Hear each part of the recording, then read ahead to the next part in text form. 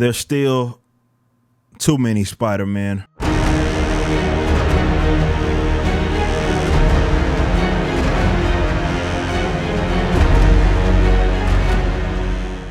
Treat this almost as a follow-up to my video that I did saying that there's sort of this oversaturation of Spider-Man in current Marvel. So Spider-Verse drops issue 1. And I'm reading this like, man, bro, I'm so tired of these versions. All of these having like 90 different versions of Spider-Man. And I'm just tired of it in general. There's way too many Spider-Man books. We got Spider-Man that just dropped, between all the versions of them, which Peter Parker, you had, I don't know, Friendly Neighborhood Spider-Man, Amazing Spider-Man still going on. Superior Spider-Man and all the stuff that I know that's not Peter Parker, but Miles Morales Spider-Man as well. Spider-Woman popping up everywhere now. She's in Strike Force now. She had popped up in some of the other stuff as well. With Spider-Woman. And then you got Silk. And it's like, who's an agent of... Like, there's too many of you guys. And there was no need for that, right? There was no need for that. When you look at some of the backstories of some of these different guys, it doesn't make any sense. They're just copies, different minority group version of characters that already exist. And I know with Jessica Drew, and some people prefer, just like kind of like with She-Hulk, though she doesn't even belong on the same in the same sentence as She-Hulk. She-Hulk is one of the best, if not the best, tokenized character to ever be developed. Though she still is a tokenized Hulk, do not get me wrong on that. She's just been better than when you got guys like Miles Morales, who is just a Peter. There's nothing in terms of his attitude. There's nothing about this character that if you didn't know that he was Miles Morales, Spider-Man, in terms of how he talks and everything, if you didn't know he was Miles, you'd know that it was Peter Parker. And this comes out, and all it does is just highlight the issues that I have with this character. Spider-Man pops up in almost everybody's book nowadays. Daredevil, you name it. He pops up at some point, and it doesn't even feel epic anymore. Like, Spider-Man could pop up in somebody's book, and you're like, oh, snap, it's Spider-Man. Now it's like, I expected, when's Spider-Man going to show up? He's the most recognizable character. Therefore, it's just one of those things that they feel like they have to utilize him everywhere. And they had to, because he's their most recognizable characters, create all of these different versions of him. And this does nothing but anger me. The plot is dumb. Supposedly, this web of life and destiny was destroyed, but it was anew. And now we have this, what is her name? Spider-One, which is black female. Or I think she's black. She might not be black. Who knows? Version of Spider-Man right here.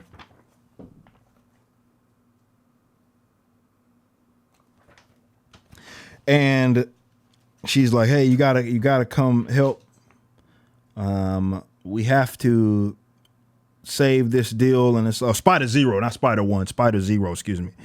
And yes, we have to, that's the whole theme of this. We have to go save this web, because what was that?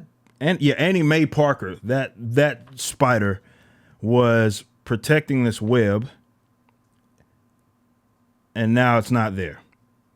So now they got to help. And this jab, and I'm going to show this on the screen, it's this jab that really got under my skin, because he's like, Miles, that is, talking to Spider-Zero, says, but why me? Why not the real? I mean, why not Peter? You know, you go ahead and finish your sentence. You're not the real Spider-Man. And she's like, because we're the new generation, and they had to highlight that. And all this is basically them saying like, hey guys, and this is what they're using this book. We know that because of the Spider-Verse movie, a lot of people are liking this character. I thought that was a severely overhyped movie. And I know I'm at odds with a lot of even my fan base with this. I don't care. I don't like Miles Morales. He's a garbage character, especially in the comic books, and he's needless. But the fact that they're like, they know that there's an issue there, but they're trying to push this whole idea that he can which they did have him do actually in the Ultimate Universe, replace Peter, or these newer generations of, or different versions of Spider-Man, men that can somewhat replace Peter, if not replace him, be in the same tier as them. And what I'm afraid this is going to do is what happened with that, which is why I hate Alton. That sort of just really got my hate going for different universes. When you consider what they did with Spider-Man in the Ultimate Universe. But nonetheless, we have this idea: new generation good, old generation bad. And through these sort of snarky comments or through dialogue, we have writers sort of putting it out there like, hey guys, these new generation of heroes, we want to get to be a tier of the older ones. And I think a lot of that comes with the frustration in the compare and contrast. And this is maybe a topic for another video. But when you compare and contrast newer heroes to older heroes, it's not just nostalgia, though that is part of it. Some of these characters we've grown to love. And I know when they're creating newer characters, they're having this issue of having to always compete with the older characters. But what they don't look at it is a sense that, okay, maybe we don't have the talent that some previous writers had when they were creating newer characters. That's the reality. It's not that toxic fans, which is what they call guys like myself, who call these characters a joke, these tokenized versions of Spider-Man. It's not just that. It's lazy. You have Miles Morales was a lazy creation. They wanted a black Spider-Man. They gave you a black Spider-Man. That's the only reason why he exists. Have black Spider-Man. Created as a black Spider-Man, but he's actually half black Spider-Man. I forgot, it's Ghost Spider is what they call Spider-Gwen these days, who has her own book now. But yeah, dude, it's like, what is this? You know what I mean? Like, why are there so many Spider-Man? All it does is perpetuate the idea that it's not as epic when he shows up in somebody else's book. It's watered down. And they're creating all these different versions of them because they want to capitalize on the branding, because they're too lazy, not talented enough to create new, fresh, original heroes. So let's copy and paste.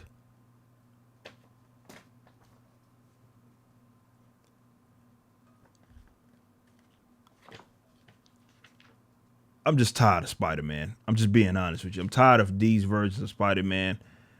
I talked about in this whole Absolute Carnage thing, we saw one of the Ghost Riders die. And I wish they would treat some of the Spider-Man characters like that. I long wish they would have killed off Miles Morales, but certainly with the success of Spider-Verse, the movie, there's no way they're going to do that. But I would like to see some of those guys killed off. Spider-Woman, Spider-Gwen, Miles Morales, Spider-Man, Silk. Like, why do we have all these versions, these copy-paste versions of Spider-Man with different genders and different ethnic makeups? Like, what's the point? Well, I know what the point is, but come on.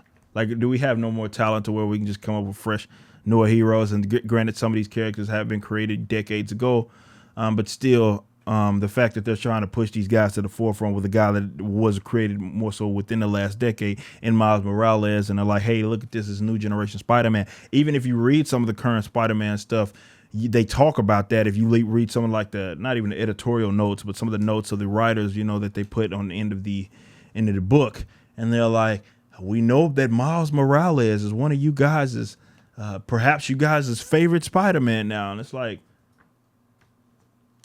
I'm not going to take your analysis on comic book serious if that's your position. I'm sorry, I just can't do it.